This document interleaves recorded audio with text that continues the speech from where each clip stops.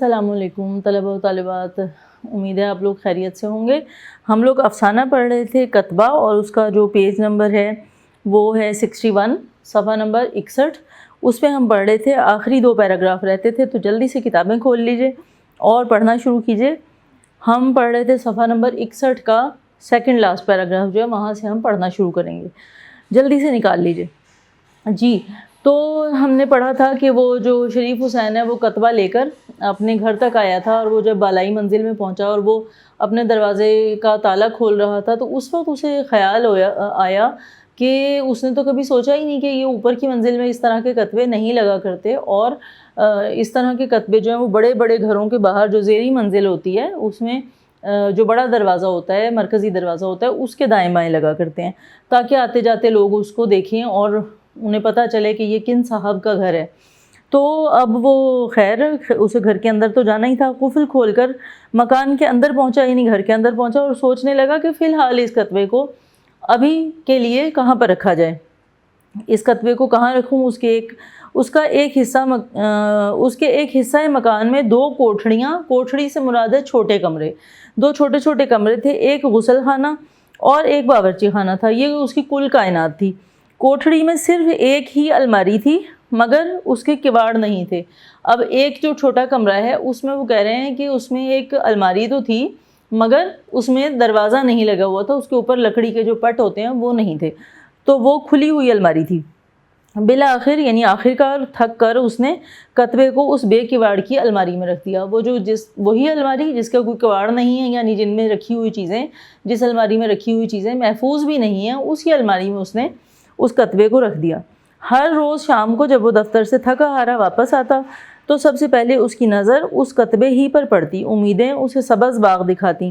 سبز باغ دکھانا ہوتا ہے بہت اچھے اچھے خیالات ہی آنا، اور اصل میں تو سبز باغ دکھانا جو ضرب المثل ہے یہ استعمال ہوتی ہے دھوکہ دینے کے معنوں میں، لیکن یہاں پہ مراد یہ ہے کہ اس کے ذہن میں بہت سی امیدیں آتی ہیں کہ اس کی ترقی ہو جائے گی اور وہ کلرک سے ہیڈ کلرک یا سپرنٹینڈنٹ بن جائے گا، اور یہ جو امیدیں ہیں یہ اس کو سہانے خواب دکھاتی تھیں، اور دفتر کی جو مشقت تھی اس کی تھکان کسی قدر کم ہو جاتی۔ اب مشقت کہتے ہیں شدید محنت کو، محنت مشقت ہی کہلاتا ہے، اور مشقت جو ہے وہ شدید محنت کو کہتے ہیں، یعنی آپ یوں کہہ سکتے ہیں کہ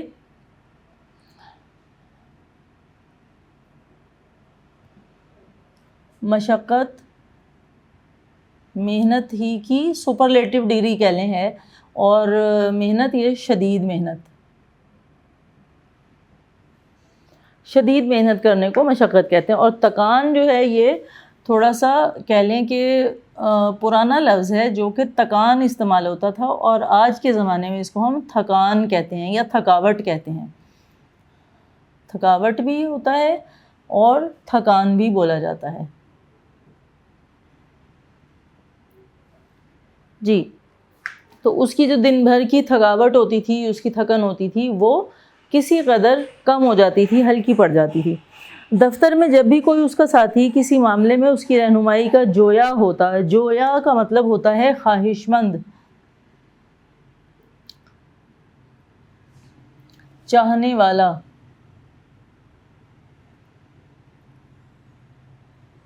یہاں پہ مراد ہے جاننے کی خواہش رکھنے والا۔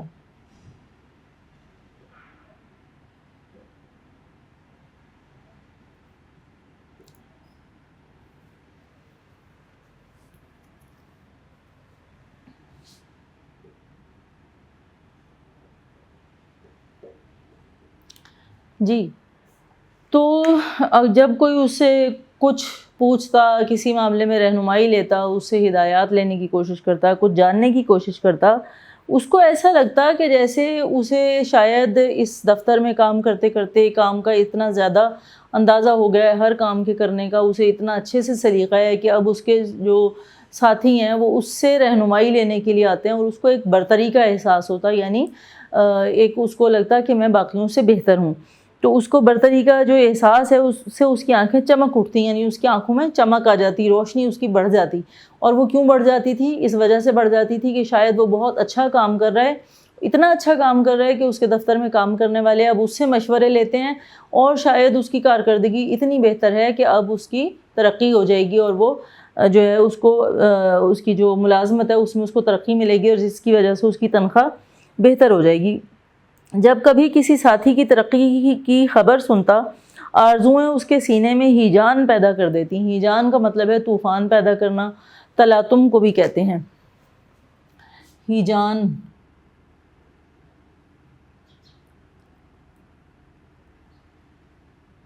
یعنی طوفان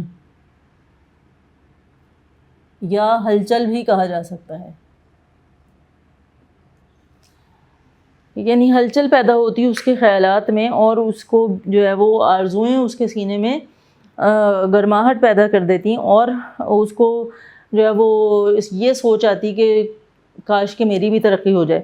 افسر کی ایک ایک نگاہ لطف و کرم کا نشہ اسے 8 دن تک رہتا تھا، یعنی اگر کوئی افسر اس سے اچھے سے بات کر لیتا تھا، اس سے شفقت کی نظر سے، محبت کی نظر سے، یا اس کے اچھے کام کو جیسے سراہتا ہے کوئی تو اس نظر سے دیکھ لیتا تھا، تو اس ایک نظر کا جو نشہ تھا، یعنی اس کا جو خمار تھا، وہ اس کو 8 دن تک رہتا، یعنی وہ یہ سوچتا تھا، اس کے ذہن پہ یہ سحر سوار ہوتا کہ جیسے بس اب اس کی ترقی ہو جائے گی، وہ اپنے دفتر کے بڑے لوگوں کے نظروں میں آ گیا ان کی۔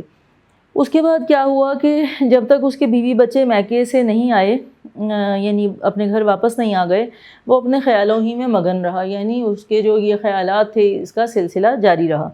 نہ دوستوں سے ملتا، نہ کھیل تماشوں میں حصہ لیتا، رات کو جلد ہی ہوٹل سے کھانا کھا کر گھر آ جاتا، اور سونے سے پہلے گھنٹوں عجیب عجیب خیالی دنیاؤں میں مگن رہتا۔ مگر ان کے آنے کی دیر تھی کہ نہ تو وہ فراغت ہی رہی، فراغت کہتے ہیں فارغ وقت کو، فرصت کو، اور نہ تو وہ فرصت ہی رہی اور نہ ہی وہ سکون ملا، یعنی بچے گھر آ گئے، بیوی آ گئی، تو گھر کے کام کاج اور وہ جو ایک معمول کی جو اس کی مصروفیات تھیں وہ واپس آ گئیں، اور ظاہر ہے جب انسان گھر آئے اور چھوٹے بچے ہوں گھر میں تو وہ کہاں سکون لینے دیتے ہیں، اور کہاں انسان کوئی کسی اور چیز کے بارے میں سوچ سکتا ہے۔ بچے تو اپنے آپ میں ہی اتنا مصروف رکھتے ہیں بڑوں کو کہ انسان کا ذہن کسی اور طرف جاتا ہی نہیں ہے۔ ایک بار پھر گھرستی کی فکروں نے اسے ایسا گھیر لیا۔ گھرستی کہتے ہیں گھر کے کام، گھر کے جو بھی ہماری روٹین کی لائف ہوتی ہے، ہماری معمول کی جو زندگی ہے، اور اس میں آنے والے وقت میں ہمیں کیا کرنا ہے، کب کون سا کام، کون سی ضرورت پوری کرنی ہے، یہ ہے گھرستی۔ تو اس کی فکروں نے، یعنی اس کی سوچوں نے اسے ایسا گھیر لیا کہ مستقبل کی یہ سہانی تصویریں رفتہ رفتہ دھندلی پڑ گئیں، رفتہ رفتہ دھندلا گئیں، ایسے جیسے صاف جو ہے وہ شفاف شیشہ ہوتا ہے، مگر اس کے اوپر گرد پڑ جائے تو وہ دھندلا دھندلا سا ہو جاتا ہے۔ تو یہ جو چیزیں، یہ جو مصروفیات تھیں، اس نے اس کو ایسا گھیرا شریف حسین کو کہ وہ جو مستقبل کی سہانی خوبصورت تصویریں تھیں اور خیالات تھے کہ ترقی ہو جائے اور وہ اپنا گھر بنائے گا اور وہ سارا کچھ، وہ ساری جو تصویر تھی وہ دھندلی پڑ گئی تھی۔ کتبہ سال بھر تک اسی بے کیواڑ کی الماری میں پڑا رہا۔ اس عرصے میں اس نے نہایت محنت سے کام کیا، اپنے افسروں کو خوش رکھنے کی انتہائی کوشش کی، مگر اس کی حالت میں کوئی تبدیلی نہ ہوئی، یعنی اسے کوئی ترقی نہ ملی اور کوئی اس کا جو ملازمت تھی اس میں کوئی بہتری نہیں آئی۔ اب اس کے بیٹے کی عمر 4 برس کی ہو گئی تھی، یعنی اس کا بچہ جو ہے وہ 4 سال کا ہو گیا تھا، اور آپ کو معلوم ہی ہے بچہ 4 سال کا ہوتا ہے تو وہ اسکول جاتا ہے، اور یہاں پر جو ہے وہ ذکر ہو رہا ہے کہ وہ اتنا بڑا ہو گیا تھا کہ اس کا ہاتھ اس بے کیواڑ کی الماری تک بخوبی پہنچ جاتا تھا، یعنی وہ جو جس الماری میں کوئی کیواڑ نہیں تھا اس الماری تک اس کا ہاتھ اوپر جانے لگا تھا۔ بچہ تھوڑا سا بڑا ہو جائے تو وہ ہر چیز پہ ہاتھ ڈالتا ہے، ہر چیز کو جاننے کی کوشش کرتا ہے، اور بعض دفعہ بہت جو وزنی چیزیں ہوتی ہیں بچے کو اندازہ نہیں ہوتا اور وہ ان پہ بھی ہاتھ ڈال دیتا ہے، اور بعض دفعہ اپنے اوپر گرا کر خود ہی کو نقصان پہنچا لیتا ہے۔ تو وہ کہہ رہے ہیں کہ اس بے کیواڑ کی الماری تک اس کا جو بچے کا ہاتھ ہے وہ بخوبی یعنی آسانی سے پہنچ جاتا تھا۔ شریف حسین نے اس خیال سے کہ کہیں اس کا بیٹا کتبے کو گرا نہ دے، اسے وہاں سے اٹھا لیا اور اپنے صندوق میں کپڑوں کے نیچے رکھ دیا۔ صندوق یعنی اس کا جو بڑا سا کوئی لکڑی کا صندوق ہے یا لوہے کا ہے، پرانے زمانے میں جو بریف کیس ہیں اسی طرح کے لکڑی یا لوہے کے صندوق ہوا کرتے تھے، ان کے لیے لفظ بھی صندوق ہی استعمال ہوا کرتا تھا۔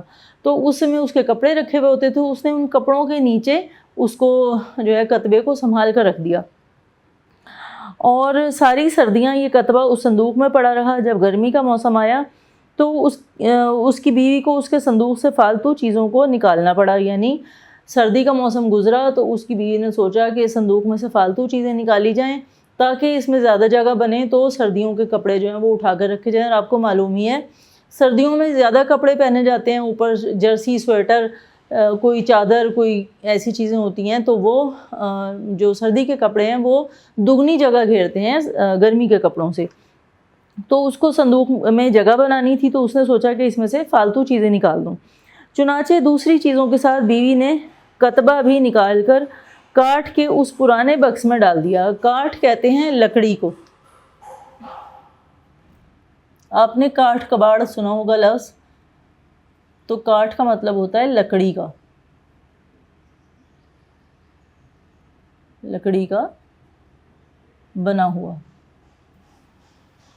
اس نے جو ہے وہ اس لکڑی کے اس والے بکس میں یا صندوق میں اس کو ڈال دیا جس میں کیا تھا, ساری سردیاں یہ کتبہ اس صندوق ہی میں پڑا رہا. اور جب گرمی کا موسم آیا تو اس کی بیوی نے اس صندوق سے فالتو چیزوں کو نکالنا پڑا. چنانچہ دوسری چیزوں کے ساتھ بیوی نے کتبہ بھی نکال کر کاٹ کے اس پرانے بکس میں ڈال دیا جس میں ٹوٹے ہوئے چوکٹے, بے بال کے برش, بے کار صابن دانیاں, ٹوٹے ہوئے کھلونے اور ایسی ہی دوسری چیزیں پڑی رہتی تھیں. اچھا, پرانے زمانے میں ایک یہ بھی رواج تھا, اور پتہ نہیں کیوں تھا, سمجھ میں نہیں آتا, کہ وہ لوگ جو ہیں ہماری پچھلی نسل اور اس سے پچھلی نسل جو ہے وہ, اور ہمارے بر صغیر میں شاید ہر جگہ ایسے ہی ہوتا تھا, ہمارے جو بڑے بوڑھے تھے وہ پرانی چیزوں کو پھینکتے نہیں تھے. شاید اس زمانے میں چیزیں تھوڑی ہوتی تھیں اور ان کے ساتھ ہمارا لگاؤ زیادہ ہوتا تھا, وہ جسے ہم اٹیچمنٹ کہتے ہیں, یا پتہ نہیں کیا بات تھی, وہ پرانی چیزوں کو بھی سنبھال کر رکھتے تھے کہ یہ بھی کبھی نہ کبھی کام آ جائے گی, یہ کسی کام آ جائے گی, اس کو رکھ لو. تو ایک صندوق تھا جس میں کہ پرانی صابن دانیاں اور بے بال کے برش, یعنی وہ برش جس کو جیسے کپڑے دھوتے ہیں یا کسی بھی کام کا برش کہہ لیں آپ, پالش کرنے کا ہے یا کپڑے دھونے کا ہے یا پینٹ کرنے کا ہے, کسی بھی طرح کا برش ہے, اس کو استعمال کرتے کرتے وہ گھس گیا ہے. اس کا صرف نیچے کا جو حصہ ہے نا, جو لکڑی کا بنا ہوا ہوتا تھا یا اب پلاسٹک کا ہوتا ہے, تو بس وہ رہ گیا, اس کے بال جو ہے وہ جھڑ چکے ہیں. وہ والے برش اور بیکار صابن دانیاں, ٹوٹے ہوئے کھلونے, بچوں کے جو کھلونے ٹوٹ جاتے ہیں وہ, اور ایسی ہی دوسری بہت سی چیزیں, اور وہ فریم جو جن کے بارے میں بتایا گیا کہ چوکٹے جو تھے, ٹوٹے ہوئے چوکٹے, وہ بھی اس میں پڑے ہوئے تھے. اس نے کیا کیا, اس کی بیوی نے, کہ اس کتبے کو اٹھا کے اس صندوق میں ڈال دیا کہ اس کا استعمال تو کوئی ہے نہیں, تو چلو اس صندوق میں پڑا رہنے دو. شریف حسین نے اپنے مستقبل کے متعلق زیادہ سوچنا شروع کر دیا تھا. دفتروں کے رنگ ڈھنگ دیکھ کر وہ اس نتیجے پر پہنچ گیا کہ ترقی لطیفہ غیبی سے نصیب ہوتی ہے. ترقی یعنی بہتری آنا, اور لطیفہ غیبی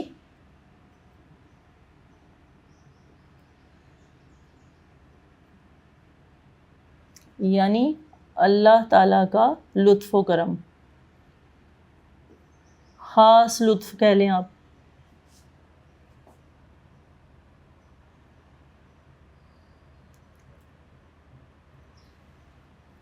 یعنی اس کو یہ اندازہ ہو گیا کہ یہ جو ترقی ہے, یہ جو انسان کی منزلیں ہیں, یہ جو قدر و منزلت ہے دنیا میں, یہ سب کچھ محنت سے نہیں حاصل ہوتی. اس کو ایسا لگا کہ جیسے یہ اللہ تعالیٰ کا کسی پر کوئی خاص لطف و کرم ہوتا ہے جس کی وجہ سے اس کو ترقی ملتی ہے, اور وہ جو ہے دنیا میں اس کے پاس پیسہ آتا ہے اور اس کو قدر و منزلت ملتی ہے. تو یہ سب کچھ اللہ تعالیٰ کے لطف و کرم کی وجہ سے نصیب ہوتا ہے. کڑی محنت جھیلنے اور جان کھپانے سے کچھ حاصل نہ ہوگا, یعنی بہت زیادہ محنت کرنے اور بہت زیادہ اپنے آپ کو تکلیف دینے اور بہت ہی زیادہ کام کرنے سے کچھ بھی حاصل نہیں ہوگا. اس کی تنخواہ میں ہر دوسرے برس یعنی 2 سال کے بعد 3 روپے کا اضافہ ہو جاتا ہے, جس سے بچوں کی تعلیم و تربیت کا, تعلیم وغیرہ کا خرچ نکل آتا تھا, اور اسے زیادہ تنگی نہ اٹھانی پڑتی تھی. یعنی اسے مالی لحاظ سے کچھ زیادہ جو ہے وہ دقت کا سامنا نہیں کرنا پڑتا تھا, اس کے اخراجات پورے ہوتے رہتے تھے. پے در پے مایوسیوں کے بعد, پے در پے کا مطلب ہوتا ہے اوپر تلے,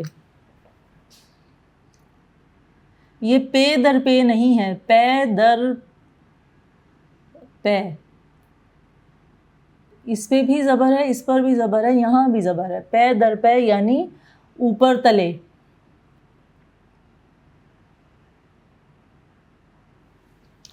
جب اوپر تلے اسے مایوسیوں کا سامنا کرنا پڑا اور جو ہے وہ اس کو کوئی اچھا نتیجہ برآمد ہوتا نظر نہ آیا، تو اس کے ذہن میں کیا بات آئی، یہاں سے جو ہے وہ ہم اس کو پڑھنا شروع کرتے ہیں۔ پے در پے مایوسیوں کے بعد جب اس کو ملازمت کرتے 12 برس گزر چکے، اب اس کو کتنا عرصہ ہو گیا ملازم ہوئے، اس کو 12 سال گزر گئے، اور وہ جو ہے مایوسی پہ مایوسی اس کو ہوتی ہے، یعنی ہر سال گزر جاتا ہے، اس کی ہر 2 سال کے بعد اس کی تنخواہ میں 2 روپے کا اضافہ ہوتا ہے اور کوئی اس کو ترقی نہیں ملتی، اس کی ملازمت کا جو کہیں کہ درجہ ہے وہ وہیں کا وہیں رہتا ہے۔ تو اس کے دل سے رفتہ رفتہ ترقی کے تمام ولولے یعنی جذبے جو ہیں وہ نکل چکے تھے اور کتبے کی یاد تک ذہن سے محو ہو چکی تھی۔ محو ہونے کا یہاں پر مطلب ہے مٹ جانا، یہ لفظ بھی محو نہیں ہے، محو ہے۔ محو کا مطلب ہوتا ہے مٹ جانا، معدوم ہو جانا۔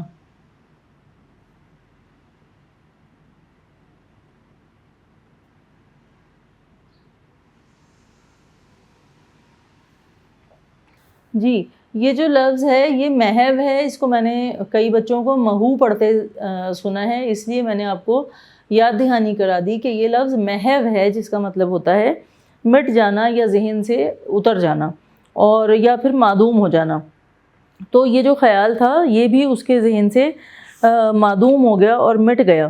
تو کتبے کی یاد تک اس کے ذہن سے محو ہو چکی تھی یعنی مٹ چکی تھی۔ تو اس کے افسروں نے اس کی دیانتداری اور پرانی کارگزاری، یعنی پرانا آدمی ہے، پرانا ان کے دفتر میں کام کر رہا ہے، اس کا خیال کر کے اسے 3 مہینے کے لیے عارضی طور پر درجہ اول کے ایک کلرک کی جگہ دے دی جو چھٹی پر جانا چاہتا تھا۔ اب ایک کلرک تھا وہاں پر جو کہ شریف حسین درجہ دوم کا کلرک تھا اور درجہ اول کا ایک کلرک تھا جو کہ چھٹی پر جانا چاہتا تھا۔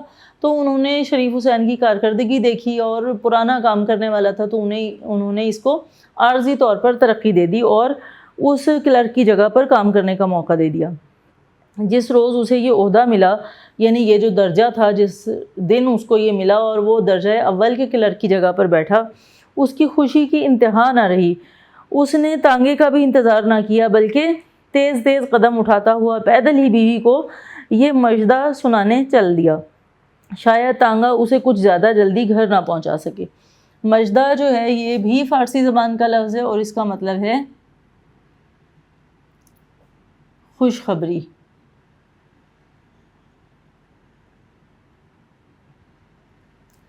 یعنی یہ اتنی اہم، اتنی بڑی خبر تھی اس کے لیے، اتنی بڑی خوشخبری تھی کہ اس نے سوچا کہ شاید تانگے والا بھی اس کو اتنی جلدی نہیں پہنچائے گا، کیونکہ وہ جگہ جگہ رکے گا اور لوگوں کو اتارے گا، نئی سواریوں کو بٹھائے گا، تو اس میں زیادہ وقت لگے گا۔ تو اس نے سوچا کہ میں پیدل ہی گھر چلا جاتا ہوں اور تیزی سے گھر پہنچ کر بیوی کو یہ خوشخبری سناتا ہوں۔ اگلے مہینے اس نے نیلام گھر جہاں پہ سستی چیزیں بیچی جاتی ہیں، وہاں سے اس نے ایک سستی سی لکھنے کی میز اور ایک گھومنے والی کرسی خریدی۔ میز کے آتے ہی اسے پھر کتبے کی یاد آئی اور اس کے ساتھ ہی اس کی سوئی ہوئی امنگیں جاگ اٹھیں، یعنی اس نے وہ جو میز کرسی تھی وہ لگائی اور ساتھ ہی اس کو کتبے کا خیال آیا کہ وہ کتبہ کدھر ہے، کیونکہ اس کی ترقی ہو گئی تھی اور اس کے ذہن میں پھر وہی حسین خیالات آ رہے تھے۔ تو اس نے جو ہے وہ کتبے کو ڈھونڈا، اس نے ڈھونڈ ڈھانڈ کے کاٹھ کی پیٹی میں سے کتبہ نکالا اور صابن سے دھویا، پوچھا اور دیوار کے سہارے میز پر ٹکا دیا، یعنی میز پر کھڑا کر دیا، دیوار کا سہارا دے کر میز کے ساتھ کھڑا کر دیا۔ اس کے بعد یہ زمانہ اس کے لیے بہت مشکل کٹھن تھا، کیونکہ وہ اپنے افسروں کو اپنی برتر کارگزاری دکھانے کے لیے چھٹی پر گئے ہوئے کلرک سے دگنا کام کیا کرتا تھا، یعنی کہ یہ وہ وقت تھا جتنے دنوں کے لیے وہ افسر جو ہے وہ چھٹی پر گیا تھا، تو اس کا یہ خیال تھا کہ یہ اتنا زیادہ کام کرے اس افسر کی غیر موجودگی میں کہ یہ اس سے اوپر کے جو افسر ہیں یہ اپنی انتظامیہ کی نظروں میں آ جائے اور وہ اس کو مستقل طور پر ترقی دے دیں۔ تو یہ اپنے کام سے، اس کلرک کے کام سے بھی دگنا کام کیا کرتا تھا۔ اپنے ماتحتوں کو خوش رکھنے کے لیے بہت سا ان کا کام بھی کر دیتا۔ گھر پر آدھی رات تک فائلوں میں غرق رہتا، یعنی ڈوبا رہتا فائلوں میں اور اس کو معاملات کو حل کرنے کی کوشش کرتا، پھر بھی وہ خوش تھا۔ ہاں، جب کبھی اسے کلرک کی واپسی کا خیال آتا تو اس کا دل بجھ سا جاتا، یعنی اس کا دل بیٹھ جاتا، اس کا دل جو ہے وہ ایسے لگتا جیسے ایسے مٹھی میں آ گیا ہو۔ اور کبھی کبھی وہ سوچتا ممکن ہے وہ اپنی چھٹی کی میعاد بڑھوا لے۔ میعاد کہتے ہیں مدت کو، میعاد سے مراد ہوتی ہے مدت، یعنی زمانہ بھی کہہ سکتے ہیں، وقت بھی کہہ سکتے ہیں، یعنی جتنے عرصے کے لیے وہ گیا ہے وہ اتنے عرصے کے بعد واپس نہ آئے. اور ممکن ہے کہ وہ بیمار پڑ جائے، ہو سکتا ہے وہ بیمار ہو اور وہ آ ہی نہ سکے، اور یا پھر دیر سے آئے، اور ممکن ہے کہ وہ کبھی نہ آئے. یعنی وہ اگر نہ آئے واپس تو شریف حسین جو ہے وہ اسی عہدے پر کام کرتا رہے گا اور اس کو زیادہ تنخواہ ملنے لگے گی، اور اس کے جو وہ یہ سوچ رہا ہے کہ وہ اپنے خوابوں کو تعبیر دے سکے گا. مگر جب 3 مہینے گزرے تو نہ اس کلرک نے چھٹی کی میعاد ہی بڑھوائی اور نہ ہی بیمار پڑا. البتہ شریف حسین کو اپنی جگہ پر آ جانا پڑا. یعنی وہ جو کلرک تھا جس کی جگہ پر شریف حسین کام کر رہا تھا وہ واپس آ گیا، اور شریف حسین کو واپس اپنی اسی پرانی جگہ پر جانا پڑا اور وہاں پر جا کر اسے کام کرنا پڑا.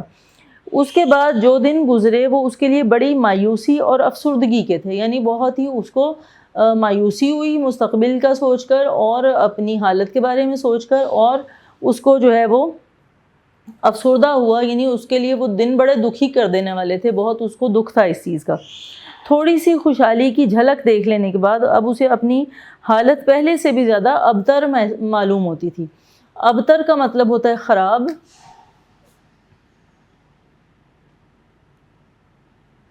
غیر بھی کہہ سکتے ہیں اور خراب بھی کہہ سکتے ہیں.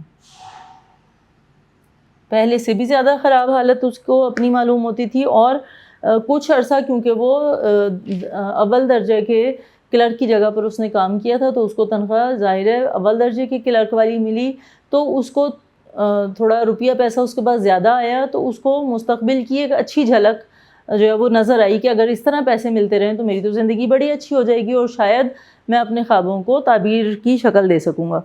تو مگر اس کے یہ جو جھلک تھی وہ ایک خوشحالی کی صرف جھلک ہی نظر آئی اس کو، چند مہینے کی، 2-3 مہینے کی. اس کے بعد اسے اپنی واپس پہلے والی حالت پہ آنا پڑا، جس کی وجہ سے اسے اب جو اپنی پہلے والی حالت تھی، تنگ دستی والی یا کم تنخواہ والی جو حالت تھی، اس میں وہ خود کو پہلے سے بھی زیادہ جو ہے وہ خراب حالت محسوس کر رہا تھا. یعنی اس کی وجہ یہ ہے کہ انسان کو خوشحالی کی یا اچھی چیزوں کی، اچھائی کی عادت جلدی پڑتی ہے اور اس کو زیادہ اچھا لگتا ہے بنسبت اس کے کہ وہ جو ہے وہ اوپر سے نیچے آئے. یعنی پیسے سے یا کم پیسہ بھی ہو، درمیانہ درجہ بھی ہو، اس سے بھی نیچے اگر کوئی انسان آ جائے، یا جتنا بھی جو بھی اس کی حالت ہے اس سے نیچے اگر اسے آنا پڑ جائے، تو اس کو جو ہے وہ اس حیثیت کو نبھانا، اس حیثیت کو ہضم کرنا اور اس حیثیت پہ غمزدہ نہ ہونا، یہ بہت بڑی بات ہوتی ہے جو کہ بمشکل کوئی اس کو سہار سکتا ہے، اور یا کسی کو پسند تو ظاہر ہے کسی کو بھی نہیں آتی. تو اسی وجہ سے اس کو بھی پہلے سے زیادہ اپنی حالت جو ہے وہ خراب معلوم ہو رہی ہے. اس کا جی کام میں مطلق نہ لگتا تھا. مطلق کا مطلب ہوتا ہے بالکل بھی، یعنی اسے اپنے کام میں کوئی دلچسپی ہی نہیں رہی تھی. وہ مارے باندھے کو دفتر جاتا تھا اور جو سر پڑے کا کام ہوتا تھا وہ بس اتنا کر لیتا تھا جتنا سر پر پڑ جاتا تھا، اور اس کو بالکل بھی اچھا نہیں لگتا تھا. مزاج میں آلکس اور حرکات میں سستی سی پیدا ہو گئی تھی. آلکس کہتے ہیں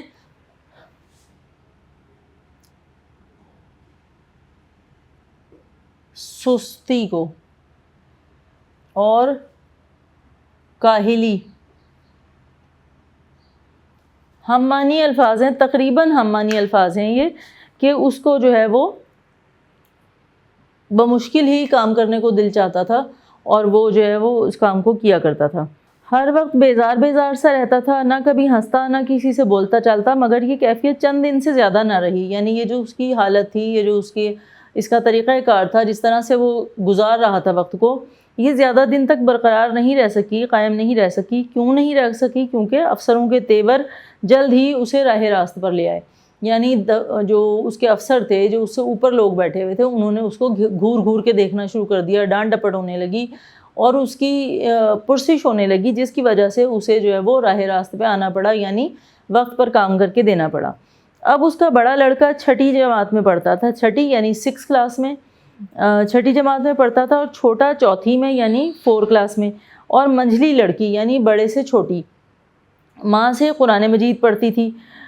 منجلی جو ہے وہ منجلا یا منجلی، بڑے سے چھوٹا جو بچہ ہوتا ہے اس کو منجلا یا منجلی کہتے ہیں. تو منجلی لڑکی یعنی اس کا مطلب یہ ہے کہ اس کا سب سے بڑا بیٹا تھا، اس سے چھوٹی بیٹی تھی، اور پھر اس کے بعد ایک اور بیٹا تھا. تو بیٹی جو تھی وہ کیونکہ اس زمانے میں لڑکیوں کے زیادہ تعلیم حاصل کرنے کا رواج نہیں تھا، تو وہ بچی جو ہے وہ ماں سے ہی قرآن مجید پڑھتی تھی، سینہ پرونا سیکھتی یعنی سلائی کڑھائی سیکھتی تھی، اور گھر کے کام کاج میں اس کا ہاتھ بٹاتی یعنی ماں کا ہاتھ بٹایا کرتی تھی. باپ کی میز کرسی پر بڑے لڑکے نے قبضہ جما لیا تھا. اب بچے جب تھوڑے سے بڑے ہوتے ہیں تو وہ اپنے ماں باپ کی چیزوں کو دیکھتے ہیں، انہوں نے جو چیز بھی اچھی لگتی ہے وہ کہتے ہیں کہ یہ آج سے ہماری ہے، اور وہ جو ہے وہ ان چیزوں کو استعمال کرنا شروع کر دیتے ہیں. تو جو بڑا لڑکا تھا اس نے اس میز اور کرسی پر قبضہ جما لیا، اور اس پر اس نے جو ہے وہ پڑھنا شروع کر دیا بیٹھ کر. وہاں بیٹھ کر وہ اسکول کا کام کیا کرتا تھا. چونکہ میز کے ہلنے سے کتبہ گر جانے کا خدشہ رہتا تھا. خدشہ کہتے ہیں اندیشے کو، امکان، احتمال جو ہے وہ خدشہ کہلاتا ہے، خطرہ بھی کہہ سکتے ہیں آپ لوگ. اور پھر اس نے میز کی بہت سی جگہ بھی گھیر رکھی تھی، یعنی چھوٹی سی میز تھی تو اس میں ایک جو حصہ ہے وہ اس میز کا اس کتبے نے گھیر رکھا تھا. اس لیے اس لڑکے نے اسے اٹھا کر پھر اسی بے کواڑ کی الماری میں رکھ دیا. اب اس بچے کو لگا کہ یہ یہاں پر ایک فالتو چیز رکھی ہوئی ہے اور یہ کام کرنے میں مسئلہ ہو رہا ہے اور یہ کہیں ٹوٹ پھوٹ نہ جائے، تو اس نے اٹھا کے اس کتبے کو واپس اسی بغیر کواڑ والی الماری میں رکھ دیا. سال پر سال گزرتے گئے، یعنی ایک سال گزرا، دوسرا سال گزرا، اور سالوں پہ سال گزرتے گئے. اور اس عرصے میں کتبے نے کئی جگہیں بدلی، کبھی بے کواڑ کی الماری میں، تو کبھی میز پر، کبھی صندوقوں کے اوپر، تو کبھی چارپائی کے نیچے. یعنی وہی 2 کوٹھڑیاں تھیں، وہی چھوٹی سی جگہ تھی، اور اسی میں کبھی وہ بے کواڑ کی الماری میں رکھا ہوا ہوتا تھا، تو کبھی پھر وہ صندوق میں چلا جاتا تھا، پھر کبھی میز پر نکال کے رکھ دیا جاتا تھا، تو پھر کبھی کوئی اٹھا کر اس کو چارپائی کے نیچے رکھ دیتا تھا. اس طرح جو ہے وہ، اور پھر اس کے علاوہ کبھی کسی بوری میں، تو کبھی اسی کاٹ کے بکس میں، وہ جو کاٹ کباڑ کا جو بکس تھا، وہ جو لکڑی کا بنا ہوا ایک صندوق تھا اس میں. اور ایک دفعہ تو شاید ایسا بھی ہوا کہ کسی نے اٹھا کر باورچی خانے کے اس بڑے سے طاق میں رکھ دیا جس میں روزمرہ کے استعمال کے برتن رکھے رہتے تھے. اب یہاں پر طاق سے مراد ہے وہ کارنس کی طرح کی جگہ، اس کو بھی ہم طاق کہہ سکتے ہیں، یا پھر ایک چھوٹی سی الماری بنی ہوئی ہے جو کہ شکل شاید اس کی طاق جیسی ہو. طاق آپ کو معلوم ہے کہ ایک محراب کی شکل کا جو ہے وہ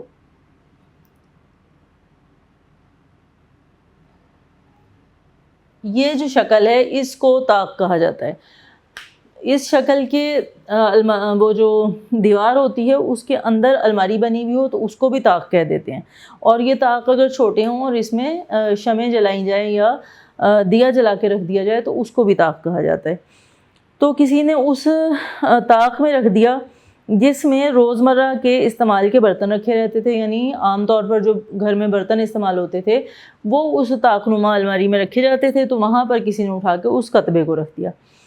شریف حسین کی نظر پڑی، دیکھا تو دھوئیں سے اس کا سفید رنگ پیلا پڑ چکا تھا. اب یہ وہ زمانہ ہے جب سوئی گیس نہیں ہوتی تھی اور لکڑیوں پر کھانا پکایا جاتا تھا. ایک تو لکڑیوں پر جب کھانا پکایا جائے تو اس میں سے بھی دھواں بہت زیادہ اٹھتا ہے، اور جب وہ کسی یہ جو سنگ مرمر کا جیسے پتھر ہے اس پر دھواں لگے تو اس میں جذب ہو جاتا ہے اور پیلا سا رنگ چھوڑ جاتا ہے. تو ایک تو اس وجہ سے، اور وہ کہہ رہے ہیں کہ اس کا جو رنگ تھا وہ پیلا پڑ چکا تھا. اس نے اس کو اٹھایا، شریف حسین نے اس کو دھویا، پونچھا، اور پھر اس کا وہ جو رنگ تھا وہ تو صاف نہیں ہو سکا، اس کو پھر دھویا، پونچھا، اور پھر لے جا کے اسی بے کواڑ کی الماری میں رکھ دیا. مگر چند ہی روز میں اسے پھر غائب کر دیا گیا. یعنی اب یہ تو زندگی ہے، اس میں غریب لوگ ہیں اور ان کے پاس وہی 2 کوٹھڑیاں ہیں، اسی میں بچے بڑے ہو رہے ہیں، اسی میں ساری زندگی گزر رہی ہے. تو اس میں ظاہر ہے ایک اگر ایسی چیز رکھی ہوئی ہوگی جس کا کوئی مصرف نہیں ہے، کوئی وہ لگ رہا ہے کہ یہ تو بلا وجہ اس نے جگہ گھیر رکھی ہے اور جگہ کی ضرورت بھی ہے، تو پھر اس کو وہاں سے اٹھا کے کہیں اور رکھ دیا جائے گا. تو اس کتبے کی جو جگہ ہے وہ بار بار بدلتی جاتی ہے. اور اس کو وہاں سے جب اٹھا کے کہیں غائب کیا گیا، یعنی کہیں اور رکھ دیا گیا، تو اس کی جگہ پر کیا رکھا گیا، یعنی اس کتبے کی جگہ اس بے کواڑ کی الماری میں کاغذی پھولوں کے بڑے بڑے گملے رکھ دیے گیا. کاغذ کے بنے ہوئے جو گملے تھے ان کے اندر وہ شاخیں جو کہ باریک سا تار ہوتا ہے لوہے کا، اس سے بنی ہوئی ہوتی ہیں، اور وہ جو گملے ہیں اس میں وہ پھول کھلے ہوئے ہیں، اس کے کاغذ کے پھول بنا کے لگائے ہوئے ہیں. وہ گملے رکھ دیے گئے جو شریف حسین کے بڑے بیٹے کے کسی دوست نے اسے تحفے میں دیے تھے. وہ جو شریف حسین ہے اس کا بیٹا 6ٹھی جماعت میں پڑھتا تھا، شاید اس کے بھی بعد کی بات ہے یہ، کہ اس کا جو کوئی دوست تھا بچے کا، اس نے اسے وہ جو گملے تھے ان میں یعنی پلاسٹک کے گملے اور اس کے اندر کاغذ کے پھول لگے ہوئے، وہ اس نے تحفے کے طور پر دیے تھے. تو بچہ جب وہ گملے گھر لے کے آیا تو انہوں نے بچے نے ہی شاید وہ جو کتبہ تھا وہ وہاں سے اٹھا کے کہیں اور رکھ دیا، اور اس جگہ پر وہ گملے جو تھے وہ رکھ دیے. اور اس سے کیا ہوا کہ رنگ پیلا پڑ جانے سے کتبہ الماری میں رکھا ہوا بدنما معلوم ہوتا تھا، یعنی وہ کوئی خوبصورت نہیں لگ رہا تھا، اب وہ بدنما، بھدا، برا محسوس ہوتا تھا اور اس کی شکل اچھی نہیں رہی تھی. مگر اب کاغذی پھولوں کے سرخ سرخ رنگوں سے الماری میں جیسے جان پڑ گئی تھی اور ساری کوٹھڑی دہک اٹھی تھی، یعنی روشن ہو گئی تھی. دہکنا کہتے ہیں روشن ہو جانے کو، یعنی وہ غریبوں کا گھر ہے تو اس میں کچھ بھی کوئی خاص ساز و سامان نہیں ہے، وہاں پر وہ جو کاغذ کے پھول ہی رکھے ہیں اسی سے کوٹھڑی میں ایک جان سی آ گئی اور ایسے لگا کہ جیسے وہاں رونق ہو گئی اور وہ روشن ہو گئی ہو. اور اس کے بعد کیا ہوتا ہے کہ اب شریف حسین کو ملازم ہوئے پورے 20 سال گزر چکے تھے. اس کے سر کے بال نصف سے زیادہ سفید ہو چکے تھے، یعنی آدھے سے زیادہ اس کے بال سفید ہو گئے تھے، اور پیٹھ میں گدی سے ذرا نیچے خم آ گیا تھا. اب یہ جو شروع میں ذکر کیا تھا کہ وہ جو مختلف طرح کے کلرک وہاں سے نکل رہے تھے، تو اس میں ذکر آیا تھا کہ اس میں کچھ ایسے بھی جہاں دیدہ اور گھاگ کلرک تھے جن کے فائلوں میں مستقل دیکھتے رہنے کی وجہ سے گدی سے ذرا نیچے خم آ گیا تھا. تو اب شریف حسین جو ہے وہ خود اسی عمر کو پہنچ گیا ہے کہ اس کی بھی گدی کے نیچے کمر میں تھوڑا سا خم آ گیا ہے. اور اب بھی کبھی کبھی اس کے دماغ میں خوشحالی و فارغ البالی کے خیالات چکر لگاتے تھے. فارغ البالی کا مطلب ہوتا ہے فراغت کے دن، جب کوئی اور کام کاج نہ ہوگا، حالات اچھے ہوں گے، تو وہ خیالات اس کے ذہن میں چکر لگاتے تھے. مگر اب ان کی کیفیت پہلے کی سی نہ تھی کہ خواہ وہ کوئی بھی کام کر رہا ہو وہ تصورات کو اڑا لے جاتی. یعنی اب وہ والی حالت نہیں تھی اس کے خیالات کی کہ خواہ وہ کوئی بھی کام کر رہا ہو تو وہی والا خیال اس کو گھیرے رہے گا، بلکہ کیا تھا کہ اسے اس کی بیٹی کی شادی، لڑکوں کی تعلیم، اس کے بڑھتے ہوئے اخراجات اور پھر ساتھ ہی ساتھ ان کے لیے نوکریوں کی تلاش. یہ ایسی فکریں نہ تھیں کہ پل بھر کو بھی اس خیال کو کسی اور طرف بھٹکنے دیتی. یعنی اسے یہ نظر آ رہا تھا کہ بچے بڑے ہو رہے ہیں، اب بچے پڑھ لکھ کے پڑھائی سے فارغ ہو جائیں گے. اس زمانے میں سادے MA BA ہوا کرتے تھے، تو اس کے بعد جو ہے وہ FA کرنے کے بعد بھی کوئی نوکری تلاش کر لی جاتی تھی، اور بس یہ ہوتا تھا کہ بچہ بڑا ہو جائے تو کچھ کام کرنے لگے تو گھر میں کچھ پیسے آنے لگیں. تو وہ جو ہے یہ سوچتا تھا کہ بچی بھی بڑی ہو رہی ہے، اس کی شادی کرنی ہے، بچوں کی جو ہے وہ جیسے ہی پڑھائی مکمل ہوگی تو ان کی نوکریوں کے لیے بھاگ دوڑ کرنی ہے اور پھر ان کی شادیاں کرنی ہیں. تو یہ وہ والی فکریں تھیں، یہ وہ والی اس کی جو سوچ تھی، یہ وہ خیالات تھے کہ جس کی وجہ سے وہ پل بھر کو بھی ان خیالات سے باہر نکل کر کچھ اور نہیں سوچ سکتا تھا. یعنی وہ جو گھر بنانے کا خیال، وہ جو ایک اس کتبے کو گھر کے باہر لگانے کا خیال، وہ جو سہانا مستقبل تھا، اس کے خیالات وہ اب اس کے ذہن سے بالکل مٹ چکے تھے. اور وہ سوچتا تھا تو وہ بچوں کے مستقبل کے بارے میں سوچتا تھا کہ ان بچوں کا کیا کرنا ہے، ان کو نوکریاں کیسے دلانی ہیں، ان کے لیے بھاگ دوڑ کرنی ہے، بیٹی کی شادی کرنی ہے اور پھر ان دونوں بیٹوں کی شادیاں کرنی ہیں. تو ان خیالات کی طرف اس کا جو ذہن ہے وہ وقف رہتا تھا. پھر وہ کہتے ہیں کہ 55 برس کی عمر میں اسے پینشن مل گئی. پینشن مل گئی اس کا مطلب یہ ہے کہ وہ ریٹائر ہو گیا. اور 55 برس کی عمر میں، اس زمانے میں عمر کی حد ریٹائرمنٹ کے لیے 55 برس ہوتی تھی. یہ اس کو بھی جو ہے وہ ذہن نشین کر لیں کہ یہاں پہ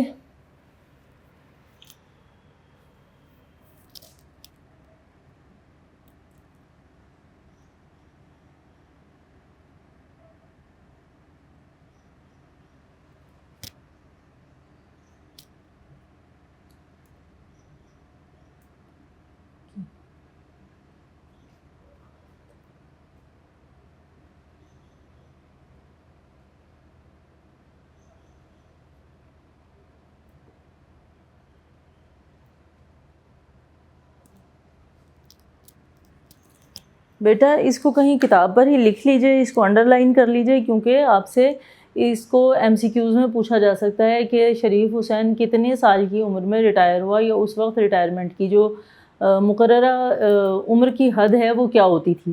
تو یہ 55 برس ہے جو کہ 55 ایئرز ہوتے ہیں، جو اب نہیں ہیں، اب 60 سال عمر ہوتی ہے. اور مختلف جو شعبے ہیں ان میں مختلف ہوتی ہے. آرمی کی کچھ اور ہے، سویلینز کی کچھ اور ہے، مختلف اداروں میں مختلف ہوتی ہے، لیکن 55 سال عام طور پر سویلینز کی، عام شہریوں کی جو ریٹائرمنٹ کی حد ہے وہ نہیں ہوتی. اس لیے آپ لوگ اس کو ذرا غور سے دیکھ لیجیے گا، اس کو انڈر لائن کر لیں. تو وہ جو ہے، وہ جب 55 سال کا ہوا تو اسے پینشن مل گئی، وہ ریٹائر ہو گیا. اب اس کا بیٹا ریل کے مال گودام میں کام کرتا تھا، یعنی ریلوے کا جو محکمہ ہے اس میں مال گودام کا جو ایک ڈپارٹمنٹ کہہ لیں کہ ہے، اس میں اس کا بیٹا کام کرتا تھا. چھوٹا والا کسی دفتر میں ٹائپسٹ تھا، یعنی وہ بھی باپ کی طرح کلرک تو نہیں بنا لیکن ٹائپسٹ بن گیا. اور اس سے چھوٹا والا جو تھا، اب یہاں تیسرے بیٹے کا ذکر ہو رہا ہے کہ اس سے چھوٹا انٹرنس میں پڑھتا تھا. انٹرنس سے مراد ہے BA میں، FA میں. تھوڑا سا ہم بورڈ صاف کریں گے.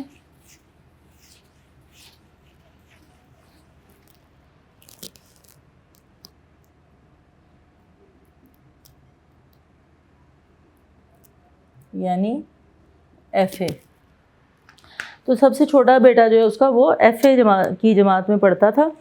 اور FA کیا ہوتا ہے؟ میٹرک کے بعد سادہ FA جو ہے تعلیم، سادہ جو تعلیم ہے بغیر سائنسز کے، وہ FA کہلاتی ہے. اور جب وہ سائنس میں ہو تو ہم اسے FSC کہتے ہیں. تو وہ انٹرنس میں پڑھتا تھا. جب اپنی اسے پینشن اور لڑکوں کی تنخواہیں سب ملا کے کوئی 150 روپے ماہوار کے لگ بھگ آمدنی ہو جاتی تھی. یعنی اس آدمی کی اپنی تنخواہ، اس کی پینشن، تنخواہ تو خیر اب نہیں ملتی تھی، اس کی پینشن میں جو بھی اسے روپے ملتے تھے وہ، اور دونوں بچوں کی نوکری سے تقریباً کوئی 150 روپے تک اس کی جو ہے وہ ماہوار اس کو رقم مل جایا کرتی تھی، اس کی آمدنی ہو گئی تھی. تو یہ ہم نے یہاں تک اس کو صفحہ نمبر 63 تک ہم نے اس کو پڑھا ہے. انشاءاللہ اگلے لیکچر سے ہم یہیں سے اس کو شروع کریں گے. تب تک کے لیے اجازت دیجیے. اللہ حافظ.